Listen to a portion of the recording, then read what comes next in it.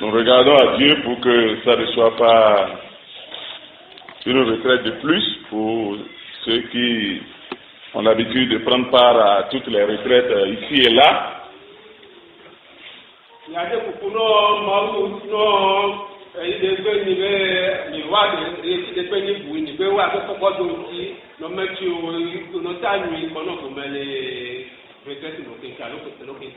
Et que le Seigneur nous parle et touche notre cœur.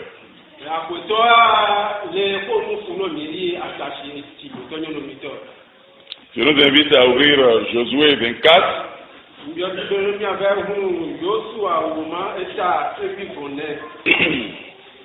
Josué chapitre 24, et nous allons lire à partir du verset 14.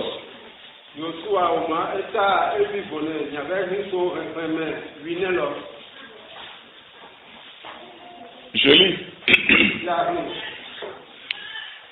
Maintenant, croyez l'Éternel, servez-le avec intégrité et fidélité.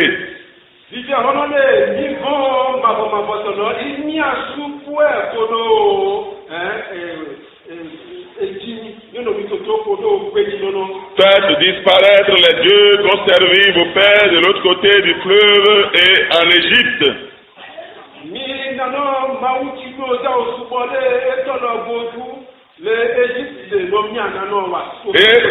Et servez l'Éternel. Et si vous ne trouvez pas bon de servir l'Éternel, choisissez aujourd'hui qui vous voulez servir.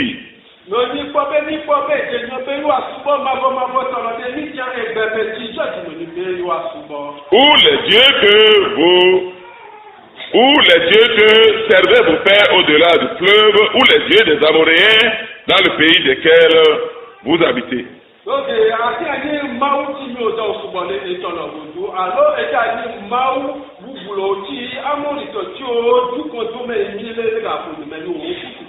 Moi et ma maison, nous servirons l'Éternel.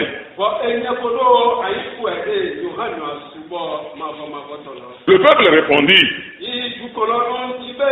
et dit: loin de nous la pensée d'abandonner l'Éternel et de servir d'autres dieux.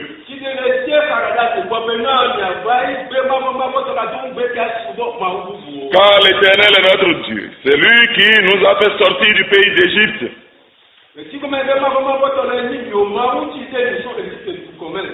De la maison de servitude.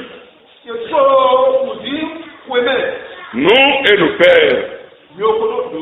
C'est lui qui a opéré sous nos yeux ces grands prodiges et qui nous a gardés pendant toute la route que nous avons suivie et parmi tous les peuples au milieu desquels nous avons passé. Et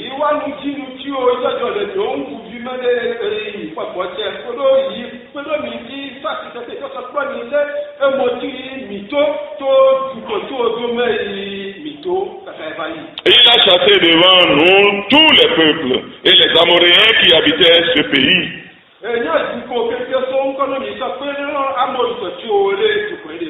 Nous aussi, nous servirons l'Éternel, car il est notre Dieu. Josué dit au peuple: vous n'aurez pas la force de servir l'Éternel, car c'est un Dieu saint, c'est un Dieu jaloux. Il ne pardonnera point vos transgressions et vos péchés.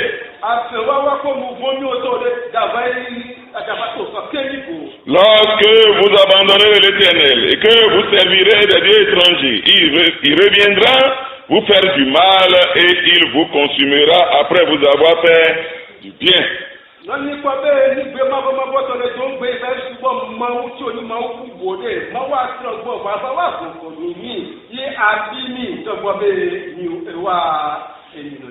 Le peuple dit à Josué: non, car nous servirons l'Éternel. Josué dit au peuple: vous êtes témoins contre vous-même que c'est vous qui avez choisi l'Éternel pour le servir.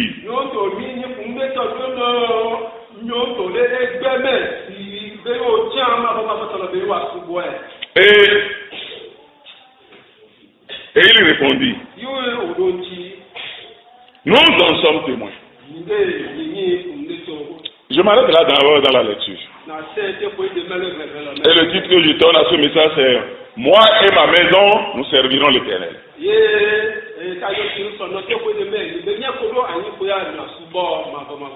Ce sont des paroles de Josué, conducteur d'Israël après Moïse.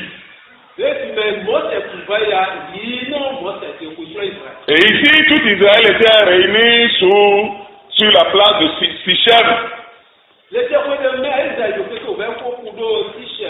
Et Josué, sentant sa mort venir, en effet, donnait ses derniers avertissements au peuple.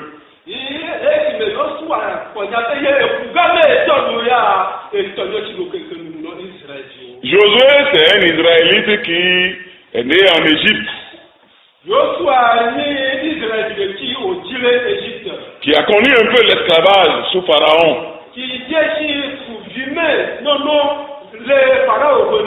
Il était parmi toute cette grande armée que Dieu a délivrée sous la conduite de Moïse.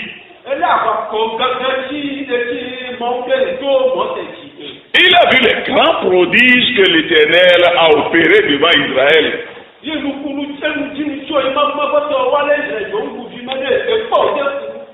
Mais il a été aussi témoin de la grande incrédulité du peuple d'Israël pendant 40 ans dans le désert. Il y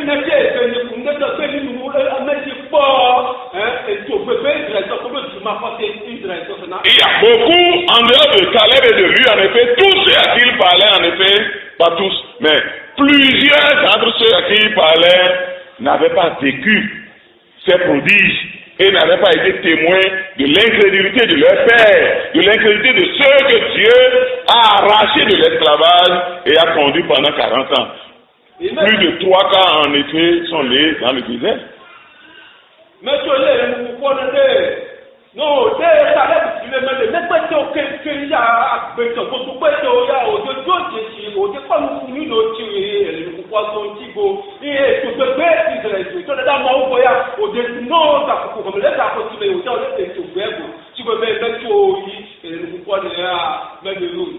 Josué a marché pendant longtemps avec l'Éternel, plus de 70 ans de marche avec l'Éternel depuis l'Égypte, en traversant le désert, étant devenu chef du peuple après Moïse maintenant, successeur de Moïse, et ayant conduit le peuple au repos, il a fait asseoir le peuple dans son héritage, et il sent venir maintenant sa mort.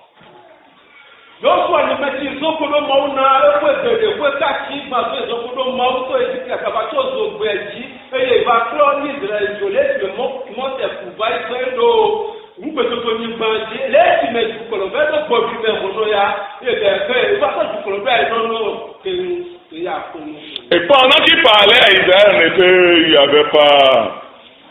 Israël n'avait pas encore abandonné l'Éternel, donc il n'y avait pas péril en la demeure.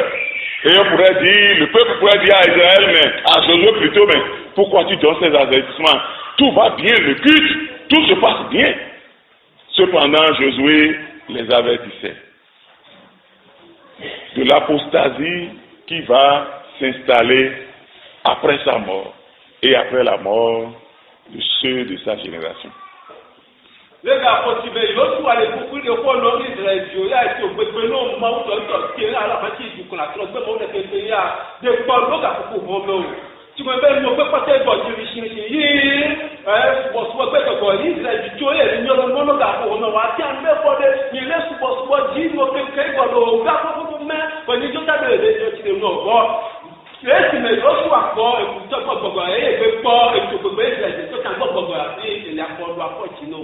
Les véritables serviteurs de Dieu qui ont de l'expérience dans la marche avec l'Éternel, en effet, ne regardent pas à l'apparence et ne tirent pas les conclusions fondées sur l'apparence.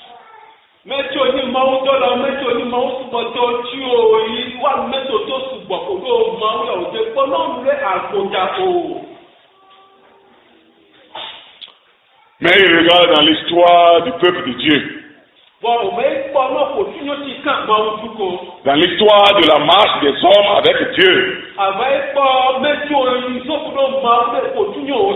Et ils savent que ce qui a caractérisé une génération caractérisera probablement l'autre génération.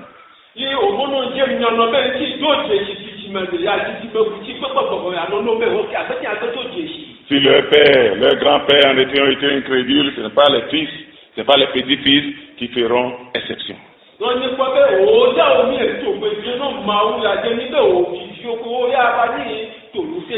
Josué sait comment le cœur humain, le cœur de l'homme est plus enclin à se détourner de l'Éternel qu'à le suivre.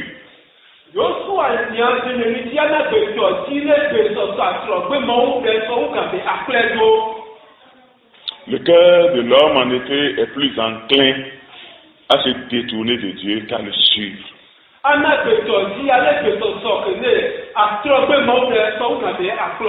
C'est pourquoi nous devons veiller sur notre cœur. Veiller sur nous-mêmes. Josué est mort à 110 ans. Et après ce discours, et après sa mort est venue pas très loin du discours. Après sa mort, nous lisons verset 31, Israël servit l'Éternel pendant toute la vie de Josué et pendant toute la vie des anciens qui survécurent à Josué et qui connaissaient tout ce que l'Éternel avait fait en faveur d'Israël. Et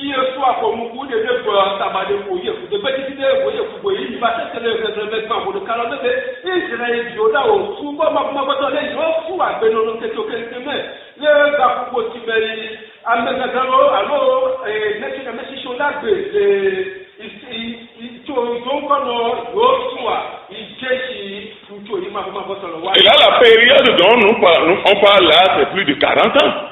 C'est-à-dire, après la mort de Josué, tout le peuple servit l'Éternel.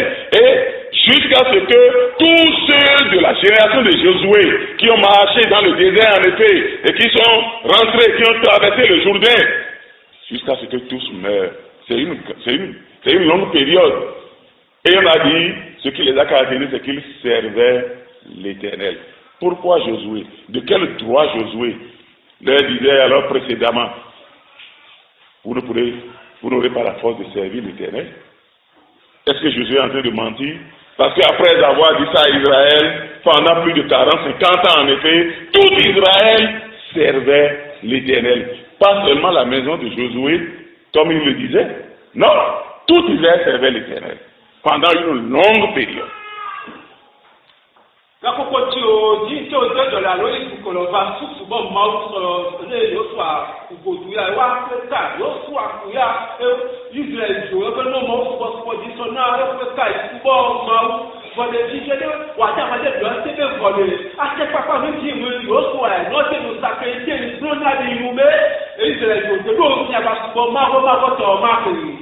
Josué n'a pas menti.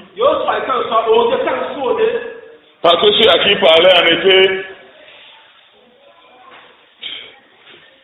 plusieurs ont servi l'Éternel, ceux qui ont répondu ce jour-là.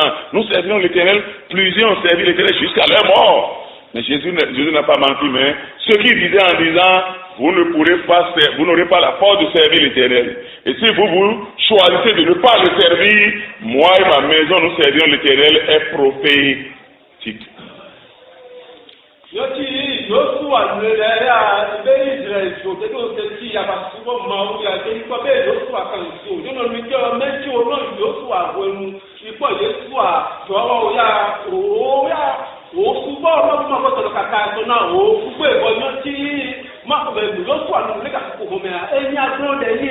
C'est prophétique. Ça viendra. Et souvent la promesse de Dieu ne s'accomplit pas dans un mois près, dans une année près. Mais ça s'accomplit même après une décennie, après plusieurs décennies, après des siècles même.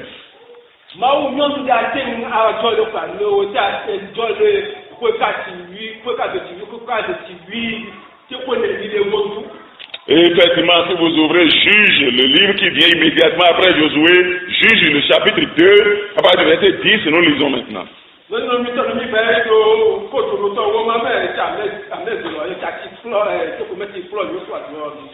Il a écrit, toute cette génération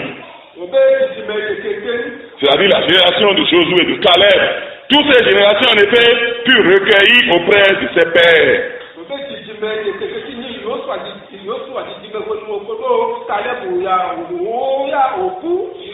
Et il s'éleva après elle une autre génération qui ne connaissait point l'Éternel.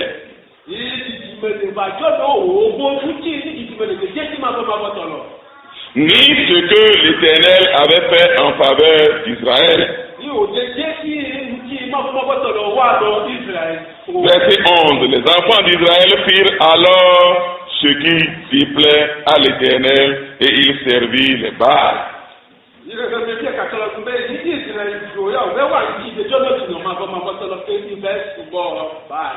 abandonnèrent l'Éternel, le Dieu de leur père, qui les avait fait sortir du pays d'Égypte, et ils allèrent après d'autres dieux, d'entre les dieux des peuples qui les entouraient.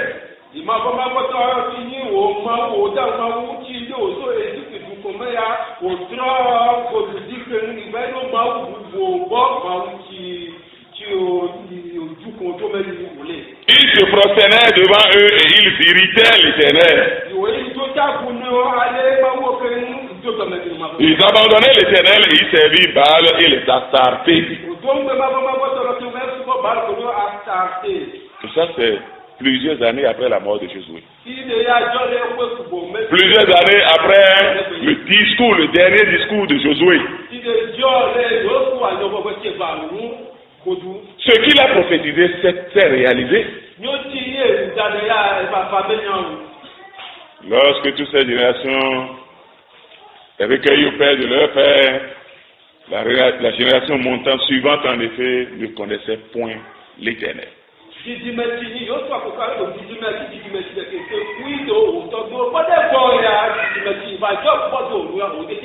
Alors, Josué est en train de prophétiser, de dire ce qui caractérise les générations des hommes.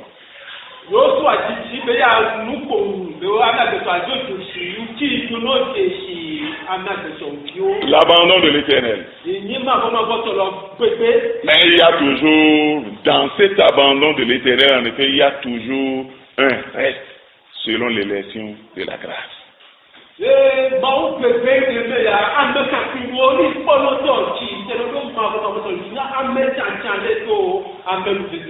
reste, c'est moi et ma maison, nous servirons l'Éternel. Il y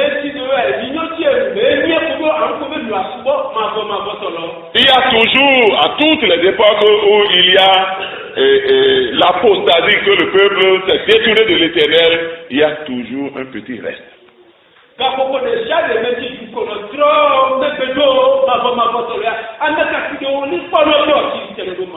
Témoin de la grâce de Dieu.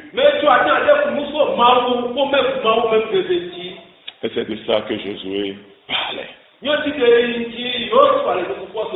Josué veut se reposer en paix, non pas sachant que le peuple n'aura pas la force de servir l'Éternel, mais il veut se reposer en paix, sachant que lui et sa maison, ils serviront l'Éternel, même si tout Israël abandonnait l'Éternel.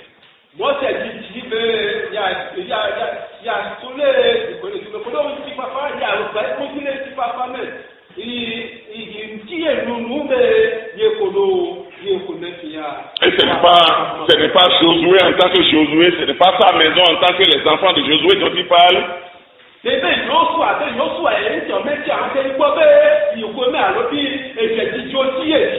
que même ses enfants et ses petits-enfants, en effet, étaient parmi ceux qui ne connaissaient plus l'Éternel.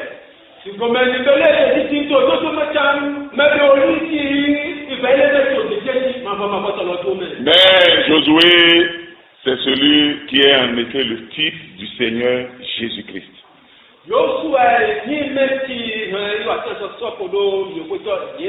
Lequel a donné le repos que la loi ne pouvait pas assurer au peuple.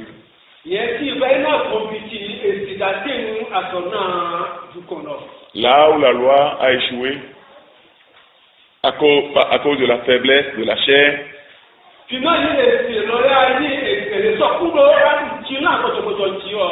Christ a réussi, la grâce a réussi. C'est Jésus qui a donné du repos au cœur de ses enfants.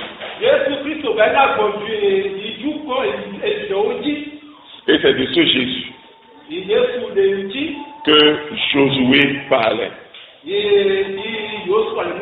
C'est à ce Jésus que Josué regardait. Et c'est à sa maison qu'il regardait en disant, moi et ma maison. Et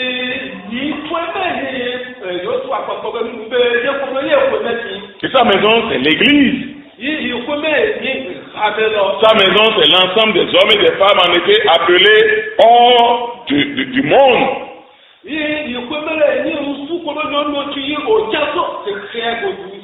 Et nous lisons dans Hébreux chapitre 3. Hébreux chapitre 3. Versets 5 et 6.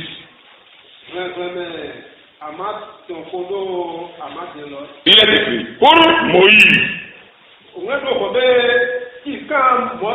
il a été fidèle dans toute la maison de Dieu comme serviteur pour rendre témoignage de ce qui devait être annoncé.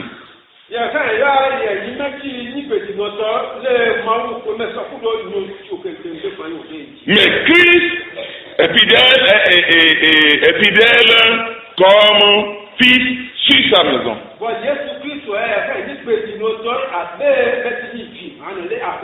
Et sa maison, c'est-à-dire la maison de Christ,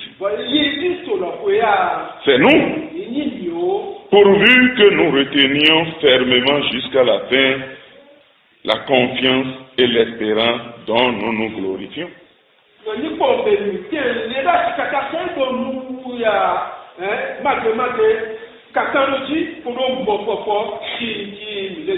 Moi et ma maison, nous servirons l'Éternel.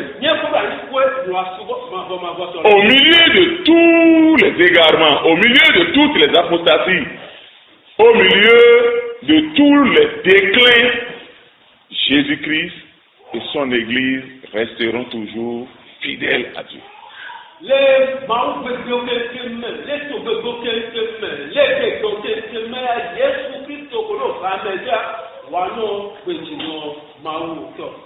L'évangile est arrivé dans ce village il y a environ 15 ans, un peu avant 2004.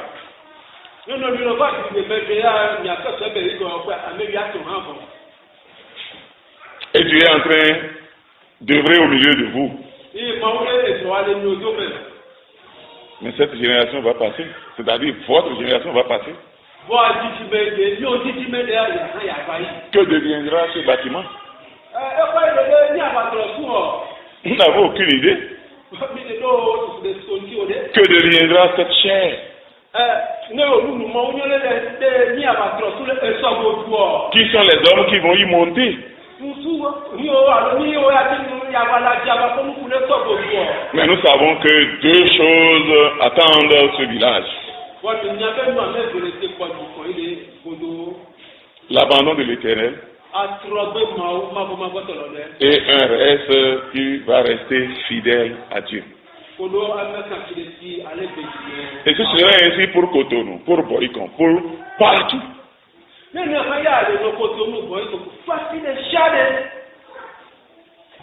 Alors, qu'est-ce qui caractérise ce reste-là? Qu'est-ce qui caractérise ceux-là qui sont de Christ et qui n'abandonneront point l'Éternel?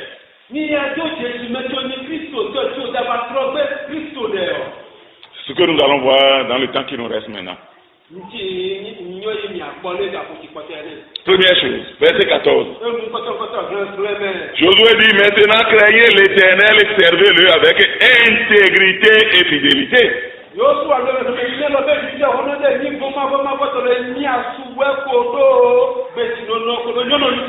Ce qui caractérise l'Église, ce qui caractérise la maison de Christ, et Christ lui-même, c'est la crainte de l'Éternel.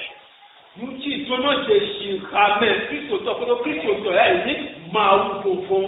une adoration de l'Éternel basée sur la crainte de son nom.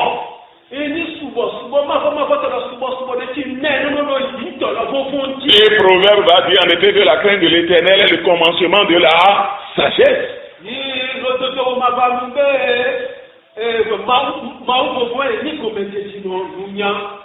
Si quelqu'un dit qu'il sait Dieu, qu'il adore Dieu et qu'il n'a aucune crainte de son nom, aucune crainte de sa parole, je veux dire aucun respect. En parlant de crainte, je ne parle pas de la peur, puisque l'amour bannit la peur.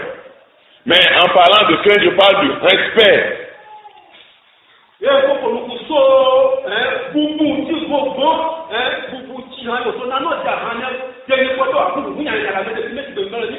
Si quelqu'un dit qu'il adore Dieu, mais qu'il n'a aucun respect du nom de Dieu, qu'il n'a aucun respect des paroles de Dieu,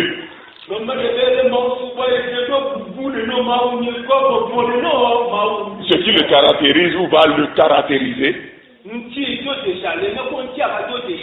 c'est l'apostasie, l'abandon de Dieu. Josué dit maintenant, craignez l'Éternel. Vous devez le craindre, le respecter. D'autant plus que l'Éternel a donné les preuves que c'est lui qui est le seul véritable Dieu.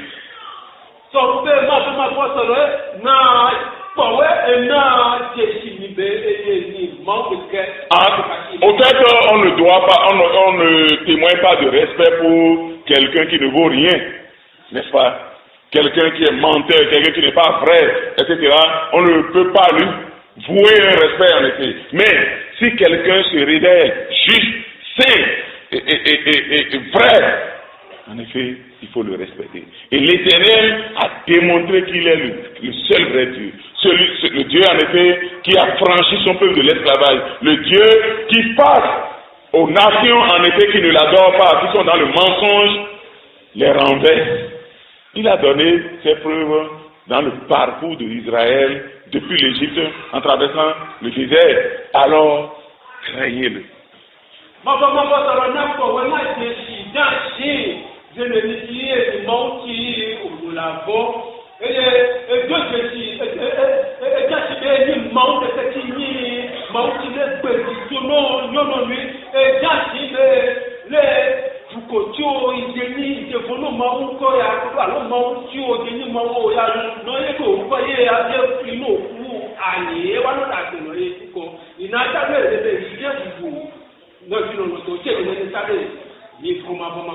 Alors, l'évangile que vous écoutez, la parole de Dieu qu'on vous annonce, si vous avez vu que la parole a donné les preuves de sa véracité,